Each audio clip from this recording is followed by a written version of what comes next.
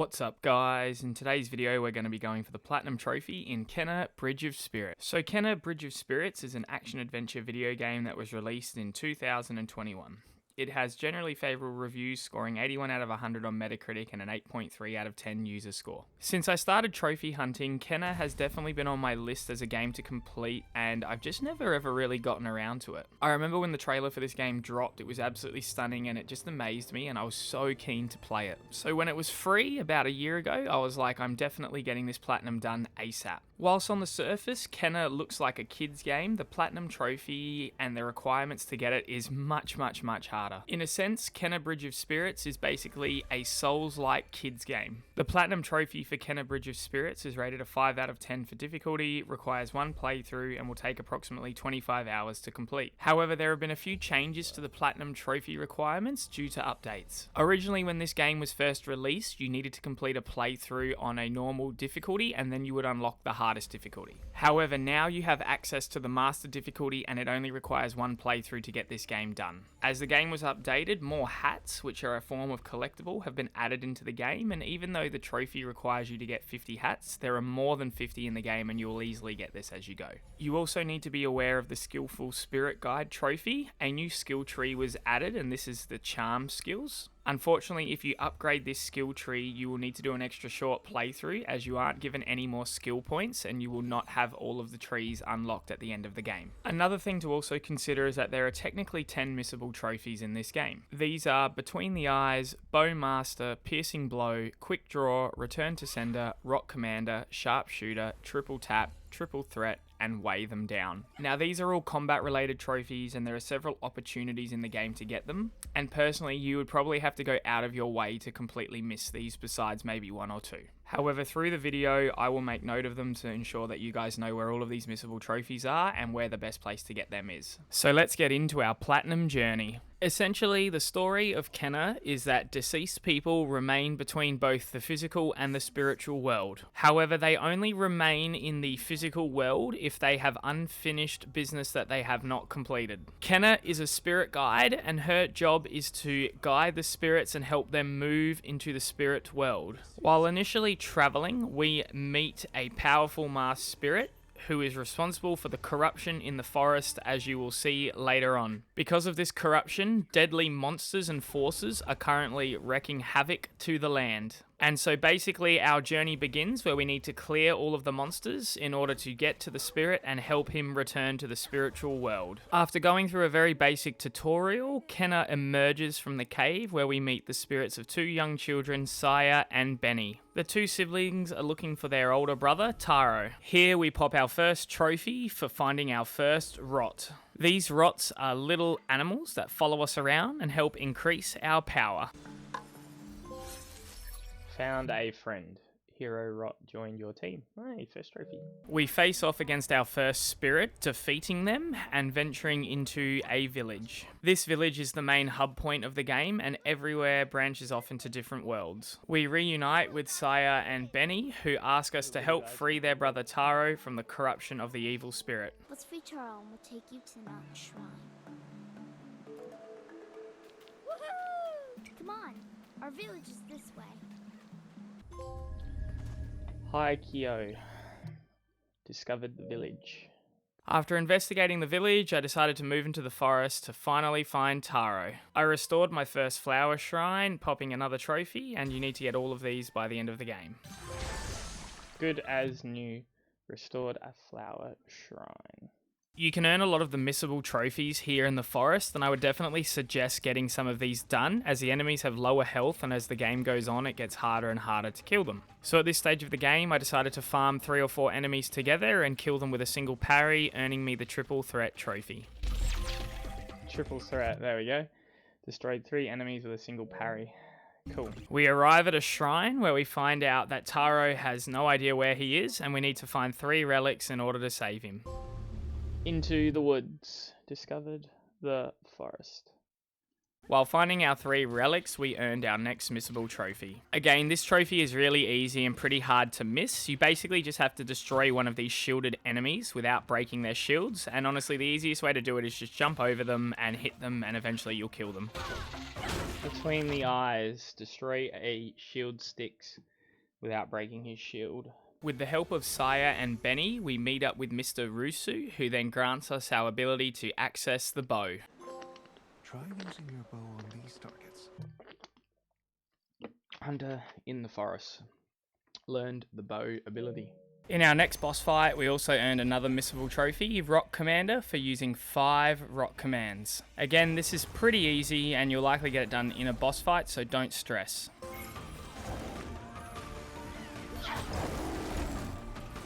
What's that? Use 5 rock actions in a single combat. We then found our first relic of Taro, his knife, and now we needed to find the other 2 before we could free his spirit. Taro's Fear. Found Taro's knife relic. I continued on through the forest and found Taro's final 2 relics. Taro's Love. Found Taro's food offering relic. Taro's Regret. Found Taro's lantern. Wow, With Taro's relics found, I could return them to the shrine, and using the mask, we now were able to face off against corrupt Taro.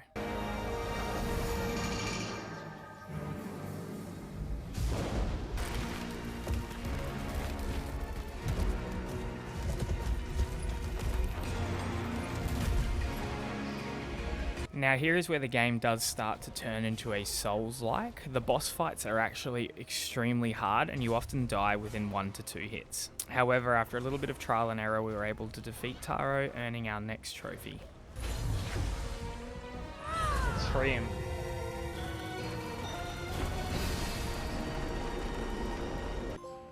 Spirit Guide. Defeated corrupted Taro.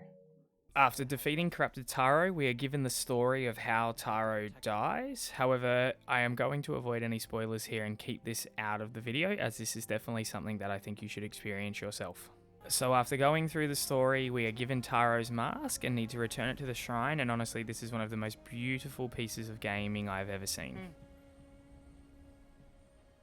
On my way back to the shrine, I then decided to take a photo in photo mode, popping another trophy. Say cheese. Captured a picture in photo mode. So we return the mask to the shrine, and then we are given another one and are required to help out the woodsmith. And so this is basically the overview of the story with Kenna. We need to help a few spirits, return them to the spirit world, and we earn our trophies and collectibles along the way as we go.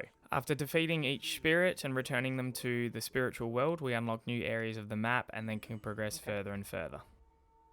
Adira's mask. After meeting up with the woodsmith, we earn our next ability for harnessing bombs. Harness your power. Learned the bomb ability. As I'm getting the hang of using the bombs, I then earn our next missable trophy for killing a moth enemy with a bomb. Weigh them down. Destroyed a moth enemy with a bomb. As we progress forward, we discover the farm, popping another trophy, and here we need to find Adira's relics and sacrifice them. And so like we did before with Taro, we set off to find these relics. I can feel her presence everywhere. The open range discovered the farm. Now, when searching for Adira's relics, I would advise that you get a lot of the missable trophies done. There are several opportunities to farm enemies, but also practice certain abilities, and this can help reduce the grind at the end of the game. The first missable trophy we got before finding 2 of Adira's relics was the Bowmaster for hitting 3 enemies with a single multi-shot. Oh, Bowmaster. Hit 3 enemies with a single multi-shot. Okay, so that... Adira's Love. Found Adira's Ox relic. Adira's Fear. Found Adira's Hammer relic. After finding those 2 relics, we then moved underground to find Adira's final relic. Here I was able to earn 3 missable trophies, and these are fairly straightforward, and just take note of them and you'll be able to get these done pretty easily in the game. Piercing Blow. Hit 3 enemies with a single rot-infused arrow. Perfect. That's it. Sharpshooter. Defeated an enemy by shooting a bomb out of the air. Boom!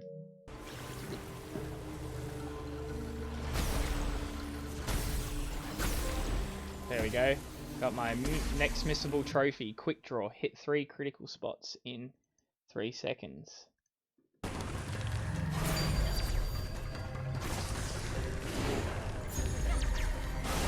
Yes, return to sender. Destroyed a mage with its own bomb. Boss fight. Adira's regret. Found Adira's village heart relic. And as we did previously, now that we have the 3 relics, we were then able to confront corrupted Adira and then free her spirit, returning her to the spiritual world. A heavy hammer. Defeat the corrupted woodsmith. Now, there are some major spoilers here that I'm going to avoid, but after returning Adira's mask to the shrine, we are then now instructed to help out Toshi. Toshi is the strongest spirit of them all, and he is able to push us out of his memories, and therefore it is going to be a difficult challenge in order to free his spirit. Instead of Toshi's relics being located within the natural world, he has hidden them in the spirit world, and here we earn our next trophy for learning the dashing ability. Crossing over. Learned the dash ability.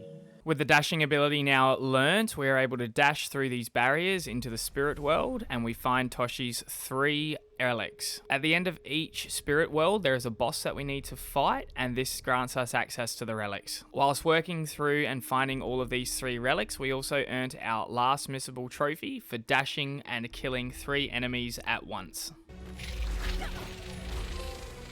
Triple tap. Destroyed 3 enemies with a single dash attack.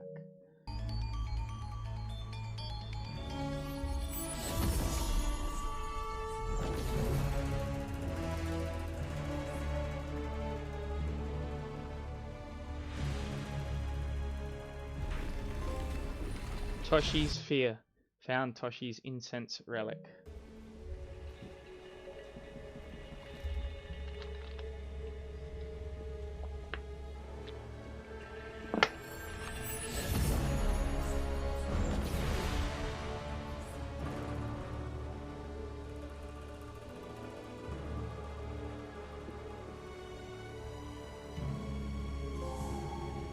Toshi's love. Found Toshi's village crest relic.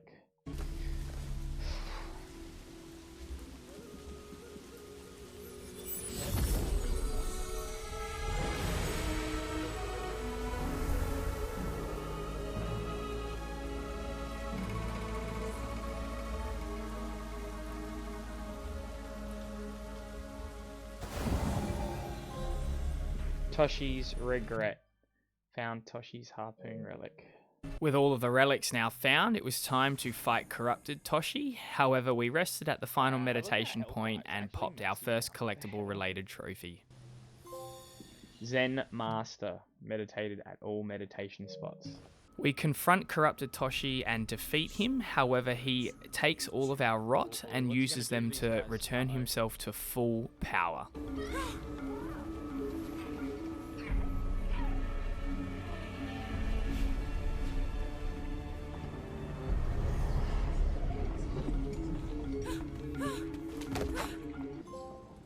A leader walks alone, defeated corrupted Toshi. We then must confront Toshi at the mountain shrine, and here we earn our last story-related trophy before fighting and defeating Toshi. The lonely path. Reached the mountain shrine. Cool. It's not harder than the first one, because for that one that I fought before, he was actually hard. Okay, he's a big wizard now, okay. Restore balance. Defeated the corrupted rock god. With Toshi now defeated, there were some cutscenes that explain the story of how he became a spirit and corrupted the land. Now, honestly, this game is a bit of an emotional journey as you do come to really relate to Kenna and her battle fighting these spirits. And this ending was honestly so perfect that I would just love to be able to replay and go through this for the first time over and over and over again. Master Spirit Guide. Beat the game on Master difficulty.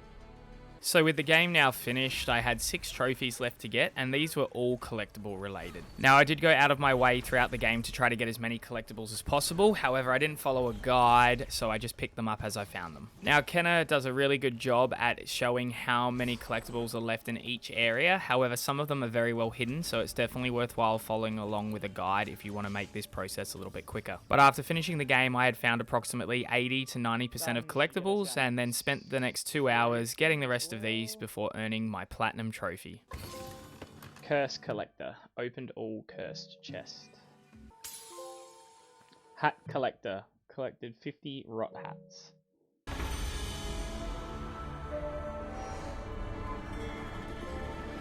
The last stop. Delivered all spirit mail. Skillful spirit guide. Unlocked all ability upgrades.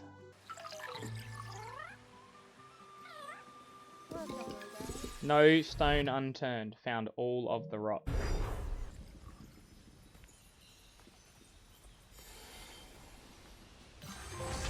Restoration Master. And all trophies obtained. Obtained all Kena Bridge of Spirits trophies. So to cap off Kena Bridge of Spirits, I would honestly say that this game is amazing. It was definitely in my top 10 games played of 2023, and I would seriously recommend it to people if they're looking for something a little bit different with a cool little storyline. The Platinum Trophy itself is not that difficult. Yes, the Master difficulty is somewhat challenging, but if you're a competent gamer, you'll get through this pretty comfortably. As always, guys, please leave a like, comment, and subscribe if you want to stay up to date with all of my Platinum videos, and please leave a comment down below on what game you think I should Platinum next.